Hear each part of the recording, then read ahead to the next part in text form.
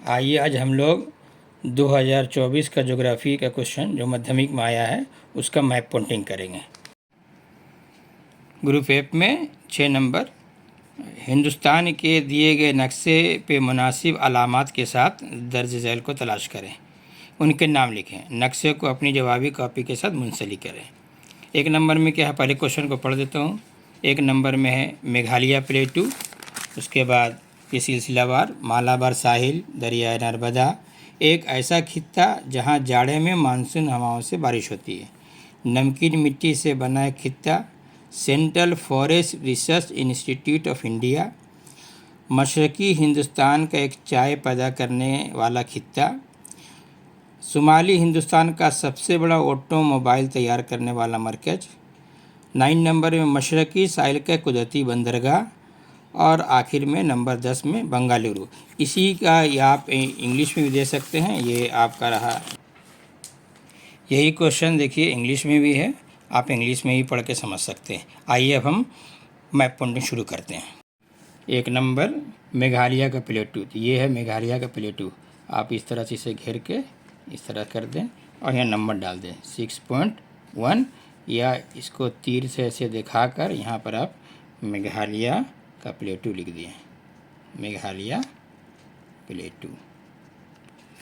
उसके बाद 2 नंबर में मालाबार कोस्ट, ये है आपका मालाबार कोस्ट। आप यहाँ से यहाँ तक इस तरह से घेर दें, मालाबार कोस्ट यहाँ लिखें या फिर नंबर दे दें 6.2।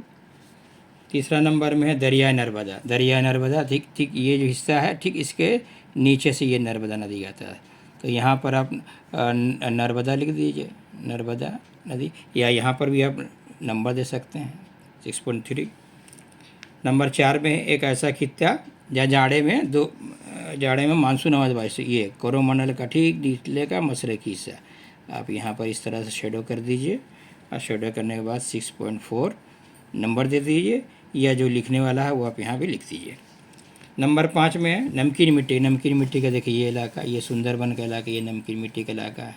ये आप इस तरह से घेर दीजिए और यहाँ पर भी आप नंबर डाल दीजिए 6.5, या यहाँ पर आप लिख दीजिए नमकीन मिट्टी का खित्ता। 6 नंबर में central forest research institute of India, ये आपका यहाँ पर देहरादून, ये जगह ये यहाँ पर है।